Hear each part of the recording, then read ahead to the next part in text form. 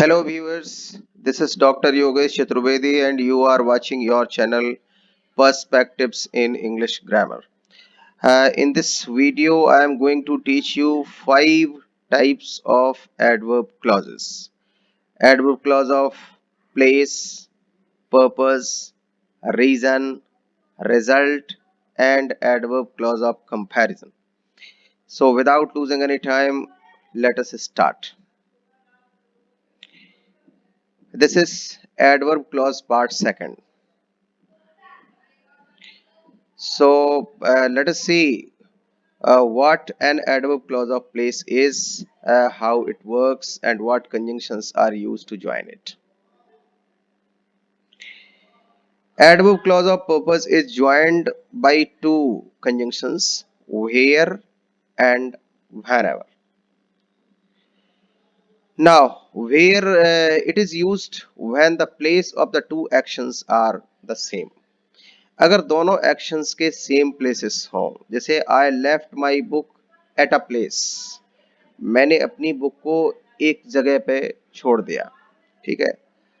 I found it at the same place, मैंने उसको उसी जगह पे पाया. तो जो फाउंड करने का प्लेस है वो भी वही है और जो बुक को लेफ्ट करने का प्लेस है वो भी वही है, सेम प्लेस है. तो टू एक्शंस के प्लेसेस सेम होते हैं तो हम वेयर से ज्वाइनिंग करते हैं. Means I found my book where I had left it.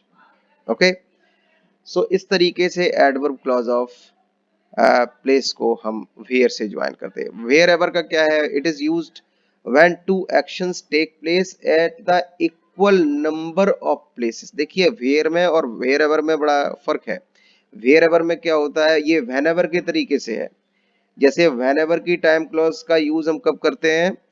जब फ्रीक्वेंसी दोनों एक्शंस की बराबर होती है. जितनी बार फर्स्ट एक्शन हुई उतनी ही बार सेकंड एक्शन हुई. यहाँ क्या है, जितने प्लेसेस पर फर्स्ट एक्शन हुई है उतने ही प्लेसेस पर सेकंड एक्शन हुई. यानी दोनों एक्शंस के जो नंबर ऑफ प्लेसेस हैं जब इक्वल होते हैं तो फिर हम वेयर एवर की adverb clause of place form करते हैं.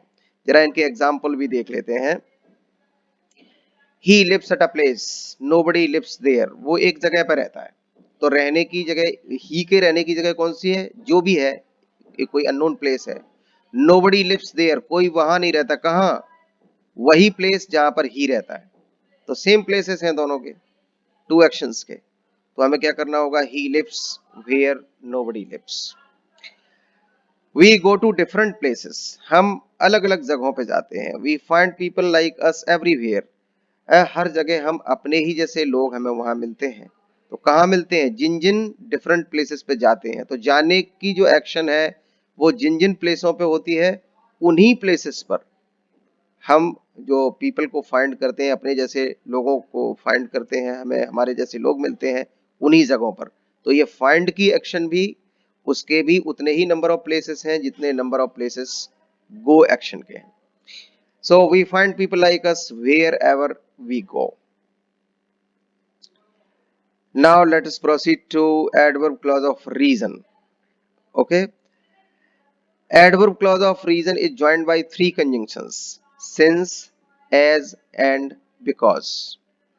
Since is used when reason has to be described before its result. देखिए, ऐसा होता है कि हम स्ट्रक्चर लेकर के चलते हैं. जैसे एक सेंटेंस, एक पार्ट हमारा जो है रीजन को बता रहा है, एक रिजल्ट को बता रहा है. तो हमें अगर रीजन वाला पार्ट पहले यूज करना है और रिजल्ट वाला बाद में रखना है तो एडवर्ब क्लॉज ऑफ रीजन आप सिंस से बनाइए. जैसे since I was ill I could not go to the office.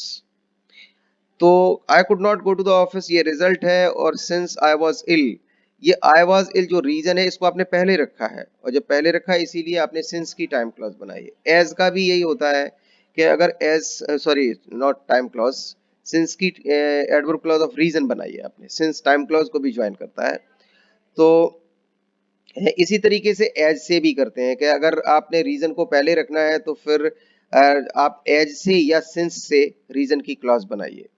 और अगर आपको रीजन बाद में रखना है, जैसे I could not go to school because I was ill.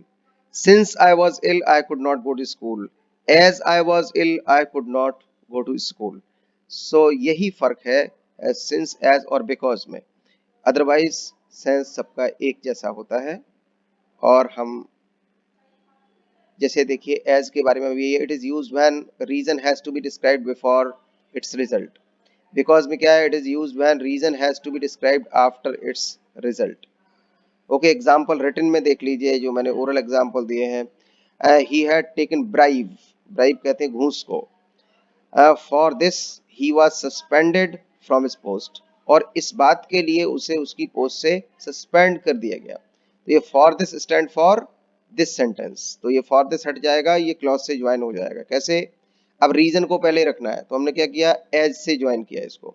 As he had taken bribe he was suspended. यहाँ देन का यूज कभी नहीं करना चाहिए, एज और सिंस के बाद में कभी देन नहीं आता, यहाँ कॉमा आता है। he was suspended from his post, यही हम सेंटेंस सिंस से लिख सकते हैं, since he had taken bribe he was suspended from his post।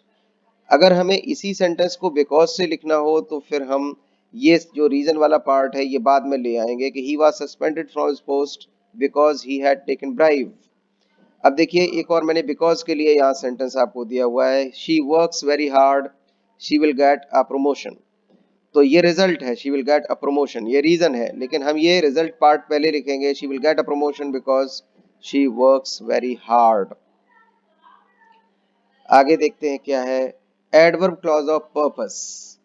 Adverb clause of purpose का बहुत काम हमको पड़ता है ट्रांसफॉर्मेशन में भी और सेंटेंसेस को कंबाइन करने में भी। इससे जुड़ी हुई फैक्ट्स को हमें बिल्कुल बड़े अटेंशन के साथ में अकाउंट में लेना चाहिए। जैसे देखिए हमारे पास कितने कनेक्टिव्स हैं, इनको ज्वाइन करने के लिए 3 कनेक्टिव्स का यूज हम करते हैं। जैसे सो दैट, सो दैट एक साथ, इनके बीच में कोई और वर्ड नहीं आ सकता है। सो दैट एक साथ जब हम यूज करते हैं तो ये एडवर्ब क्लॉज ऑफ पर्पस को ज्वाइन करता है। और जो काम सो दैट का है वही इन ऑर्डर दैट का है, लेकिन इन ऑर्डर दैट अब ऑब्सोलीट हो गया है। हम राइटिंग में इसका यूज बहुत कम करते हैं, लेकिन हमें बुक्स वगैरह में ये यूज देखने को मिलता है, जो स्टोरीज है, नॉवेल्स वगैरह। और बाकी ये सो दैट का यूज हम ज्यादा करते हैं। एक लेस्ट का यूज बहुत ज्यादा होता है ट्रांसफॉर्मेशन में भी। लेस्ट का यूज कभी कभी जो कंट्रोल टाइप के आपके ट्रांसफॉर्मेशंस होते हैं उनमें इंस्ट्रक्शन दिया होता है यूज लेस्ट। सो इनसे जुड़ी हुई सारी चीजों को हम यहाँ जान लेंगे। तो एक तो ये है कि ये देखिए ये भी पर्पस को बताता है और लेस्ट भी पर्पस को बताता है, लेकिन दोनों के पर्पस में थोड़ा सा फर्क होता है। फर्क क्या है? सो दैट हमेशा कंस्ट्रक्टिव पर्पस को डिनोट करता है, जैसे कुछ अचीव करने का पर्पस है, कंस्ट्रक्टिव पर्पस है। और लेस्ट हमेशा एस्केपिंग पर्पस को डिनोट करता है, जैसे आप कोई एक्शन कर रहे हैं किसी डेंजरस या हार्मफुल सिचुएशन से एस्केप करने के पर्पस से। तो आपका पर्पस है डेंजरस या हार्मफुल सिचुएशन से एस्केप करना। और सो दैट जिस पर्पस को दिखाता है वो होता है कुछ अचीव करना, कुछ कंस्ट्रक्ट करना, उसके पर्पस से कोई आप एक्शन कर रहे हैं। जरा एग्जांपल्स के थ्रू हम देखेंगे। तो इन ऑर्डर दैट और ये तो एक ही चीजें हैं। एक और इनसे जुड़ी हुई बात है कि सो दैट या इन ऑर्डर दैट की क्लॉज में अगर हम सिंटैक्टिकली देखें तो मे या माइट का ही यूज होना चाहिए, कैन कुड का यूज ठीक नहीं माना जाता है। क्योंकि अगर आप कंपटीशन को फॉलो कर रहे हैं तो कॉम्पिटिटिव एग्जाम्स में ये चीज बहुत देखी जाती है, एरर पॉइंट आउट करता है जो है। अगर आप वहां पर जाकर के सो दैट के साथ में या इन ऑर्डर दैट के साथ में कैन या कुड का यूज करेंगे तो वो एरर पॉइंट आउट होता है और वहां मार्क्स आपको नहीं मिलता। तो आप कोशिश करें कि मे या माइट का यूज हम मेंटेन करके चलें so that and in order that के बाद में। और लेस्ट के बाद में शुड का यूज मस्ट है। एक और इससे जुड़ी हुई फैक्ट है कि लेस्ट हमारा एक नेगेटिव टर्म होता है। लेस्ट के बाद कभी नॉट का यूज नहीं करना चाहिए। अगर नॉट का यूज कर देंगे तो सेंटेंस आपका रॉन्ग हो जाएगा। और लेस्ट के बाद शुड ही आना चाहिए। शुड के अलावा और किसी का आप यूज नहीं कर सकते, ना मे का, ना माइट का, ना वुड का, किसी का नहीं। लेस्ट के बाद शुड कंपलसरी है। तो हम एग्जांपल्स देखते हैं क्या है। एग्जांपल्स जरा देखिए। She has opted for science she desires to become an engineer. अब उसने साइंस को ऑप्ट किया है और उसका पर्पस क्या है? To become an engineer. ये उसका पर्पस है और ये एस्केपिंग पर्पस नहीं है, ये कंस्ट्रक्टिव पर्पस है। तो हम सो दैट या इन ऑर्डर दैट का यूज करेंगे। She has opted for she has opted for science so that or in order that she may become an engineer. देखिए मैंने मे का यूज किया है, इसीलिए ध्यान दिया इस चीज पर। He was making flattery of me. He wanted to become my. He wanted to win my support. So to win my support was the purpose behind making flattery of me. लेकिन ये सपोर्ट को win करना एक constructive purpose है, तो यहाँ पर भी हम सो दैट या इन ऑर्डर दैट का यूज करेंगे। तो क्या हुआ कि he was making flattery of me so that he might, देखो ये पास्ट का था सेंटेंस तो अभी माइट आ गया, ये यहाँ प्रेजेंट का परफेक्ट था, ये प्रेजेंट सिंपल प्रेजेंट था, तो यहाँ पर हमने मे का यूज किया था। तो he was making flattery of me so that he might win my support. He was working very hard. He is working very hard. He fears failure in the examination. अब देखिए उसको एग्जामिनेशन में failure का डर लगता है, तो इसका मतलब है फेलियर से एस्केप करने के लिए वो ये वर्क हार्ड कर रहा है, तो ये एस्केपिंग पर्पस है। तो आप क्या करेंगे, he is working very hard lest he should fail in the examination. Lest का मीनिंग एक्चुअली क्या होता है, कहीं ऐसा न हो कि, कहीं ऐसा ना हो कि, तो ये नेगेटिव मीनिंग देता है। तो कहीं ऐसा ना हो कि वो फेल हो जाए एग्जामिनेशन में, ये मीनिंग है, वो वर्क हार्ड कर रहा है, तो ये एक एस्केपिंग पर्पस है। चलिए और आगे बढ़ते हैं, नेक्स्ट क्लॉज को देखते हैं। Adverb clause of result. देखिए जैसे एक एक पार्ट रीजन को बता रहा है, एक रिजल्ट को बता रहा है, तो हम रीजन की क्लॉज फॉर्म करके उन सेंटेंसेस को ज्वाइन करते हैं, और उन्हीं सेंटेंसेस को हम रिजल्ट की क्लॉज फॉर्म करके भी ज्वाइन कर सकते हैं। अब देखिए रिजल्ट की क्लॉज में क्या आता है, सो डैश डैश दैट, और कभी कभी सच डैश डैश दैट का यूज होता है। अब हमको देखना क्या है कि ये सो दैट और इस सो दैट में एक फर्क है। यहां सो और दैट के बीच में कोई वर्ड आएगा, वो वर्ड क्या होगा, एडजेक्टिव या एडवर्ब, कोई यहाँ एडजेक्टिव या एडवर्ब आएगा। तो इसमें क्या होता है, ये सो जो है कंजंक्शन नहीं होता, ये उस एडजेक्टिव या एडवर्ब की क्वांटिटी बता रहा होता है, कंजंक्शन सिर्फ होता है दैट। ओके, इसी तरीके से यहाँ जो स्पेस है, हम सच दैट का यूज कब करेंगे, जब यहाँ बीच में टू वर्ड्स होंगे, एक नाउन और साथ में एडजेक्टिव। यहाँ क्या है, केवल एक वर्ड होगा, एडजेक्टिव या एडवर्ब। यहाँ क्या है, नाउन प्लस एडजेक्टिव। तो जब नाउन प्लस एडजेक्टिव हो तो फिर यहाँ सच और यहाँ आगे दैट का यूज किया जाता है। तो ये बड़ी माइन्यूट चीज है, ये फॉर्मेशन जो क्लॉज का आप करेंगे इसमें आपको ये ध्यान रखना होगा। और ये सच भी आपका कंजंक्शन नहीं है, कंजंक्शन सिर्फ दैट होता है। Adverb clause of result that से स्टार्ट होगी, यहाँ से इसके पहले का सारा पार्ट आपका मेन क्लॉज होगा। इसमें क्या है कि सो दैट पूरा ही कनेक्टिव होता है, सो भी कंजंक्शन का ही पार्ट है, यानी एडवर्ब क्लॉज ऑफ पर्पस यही शो से स्टार्ट हो जाती है। अगर हम इसमें देखें तो यहां से हमारी एडवर्ब क्लॉज ऑफ पर्पस ये स्टार्ट हुई है, ये यहां से स्टार्ट हुई है पूरी। चलिए और एग्जांपल्स देखते हैं इसमें, और देख लेते हैं क्या है। It is used to show the result of the excessive quantity of the quality of an adjective और एडवर्ब। हाँ, ये रिजल्ट शो किसका करती है, जो रिजल्ट की क्लॉज है ये दिखाती है कि जो रीजन वाले पार्ट में जो एडजेक्टिव आया है या एडवर्ब आया है, तो वो जिस क्वालिटी को शो कर रहा है उस क्वालिटी की क्वांटिटी इतनी ज्यादा है कि उसका ये रिजल्ट है। तो वो उस एडजेक्टिव की, जो एडजेक्टिव आपका यहां आएगा, यहां इस एडजेक्टिव की एक्सेसिव क्वांटिटी का जो है, वो जिस क्वालिटी को, मेरिट को या डीमेरिट को शो कर रहा है, उसकी एक्सेसिव क्वांटिटी का रिजल्ट होगा इधर। यहां पर भी ऐसा ही है कि जो एडजेक्टिव आएगा उस, वो जिस क्वालिटी को डिनोट कर रहा है उस क्वालिटी की एक्सेसिव क्वांटिटी का रिजल्ट होगा। चलिए हम देखते हैं क्या है, कैसे। जैसे she is very proud of her beauty, she does not respond to her fans, उसे अपनी ब्यूटी पर बड़ा प्राउड है और वो अपने फैंस को रिस्पॉन्ड भी नहीं करती है। सो उसके जो प्राइड की जो फीलिंग है वो इतनी ज्यादा है कि she does not respond to her fans. So she is so proud of her beauty that she does not respond to her fans. He is a very brave man. वो बहुत brave है, एक बहुत बहादुर आदमी है। He can face even a monster. तो देखिए उसकी जो ब्रेवरी है उसकी क्वांटिटी इतनी ज्यादा है कि उसका रिजल्ट ये है कि he can face even a monster.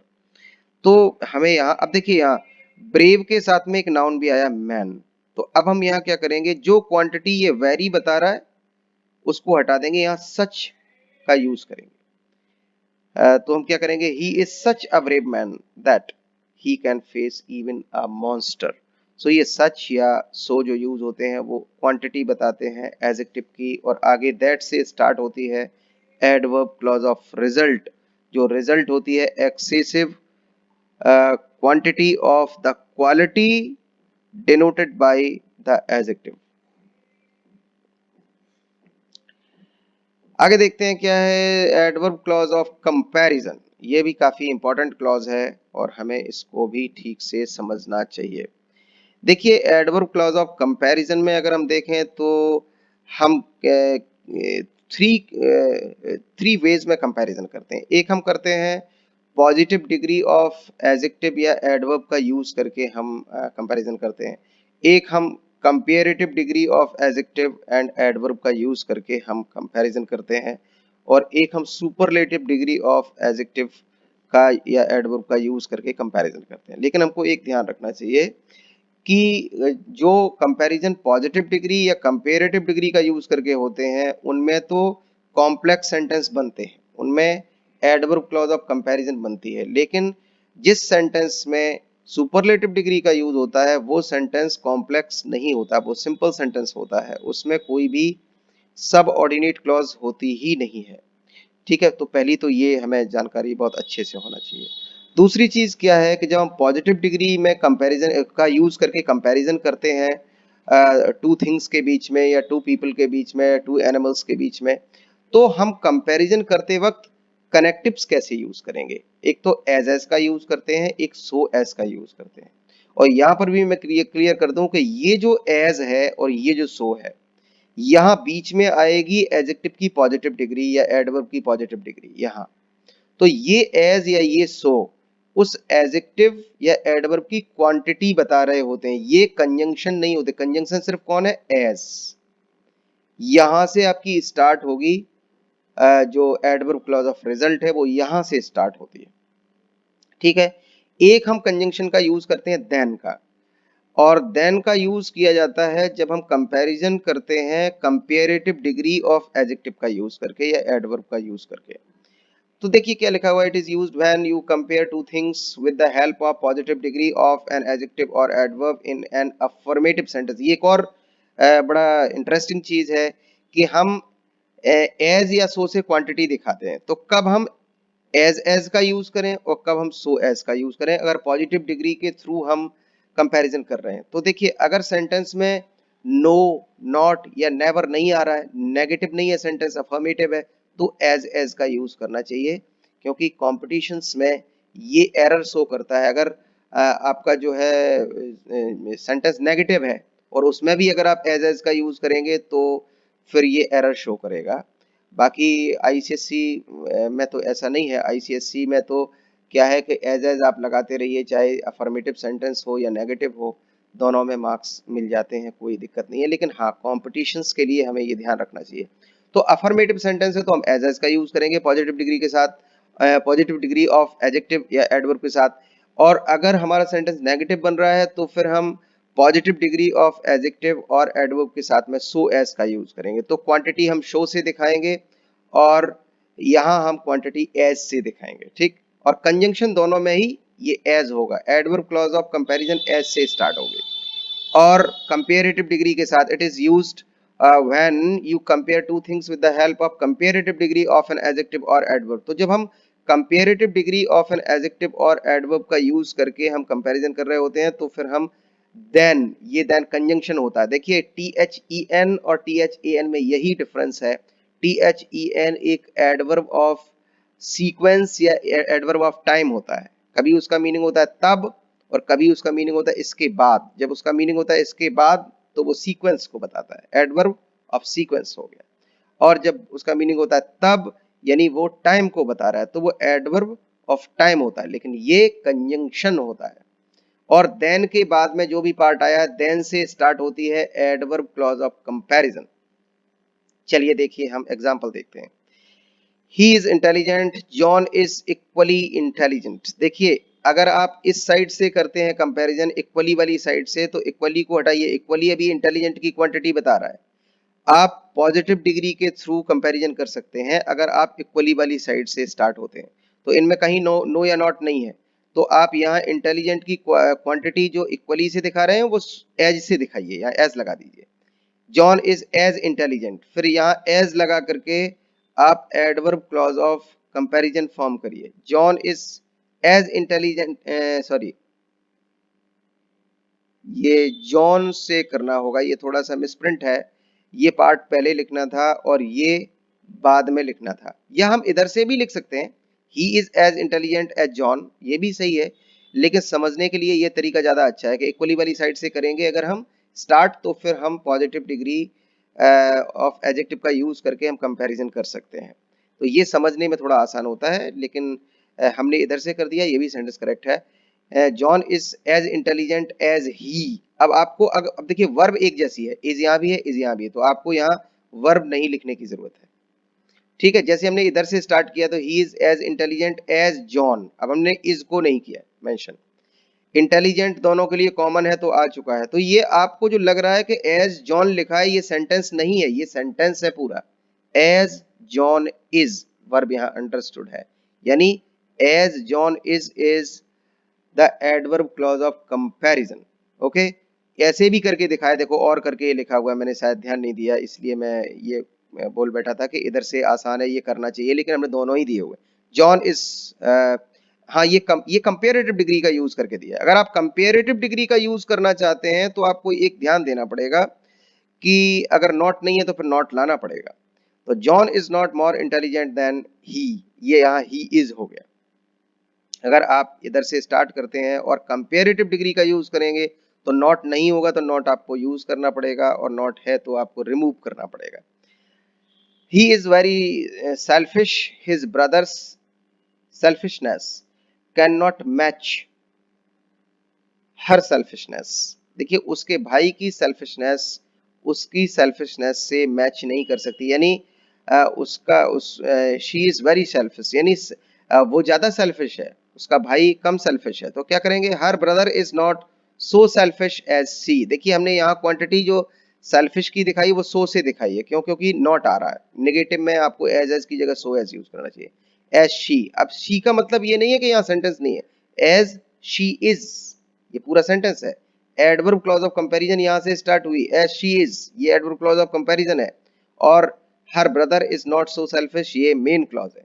इसी को हम अगर दूसरे तरफ से लिखना चाहें और कंपेरेटिव डिग्री का यूज करेंगे, तो अभी मैंने आपको बताया था नॉट था इसलिए हट जाएगा। She is more selfish than her brother, ऐसे करके हम लिख सकते हैं। So thank you viewers, stay connected with me and try to understand all these clauses. Best of all to all of you.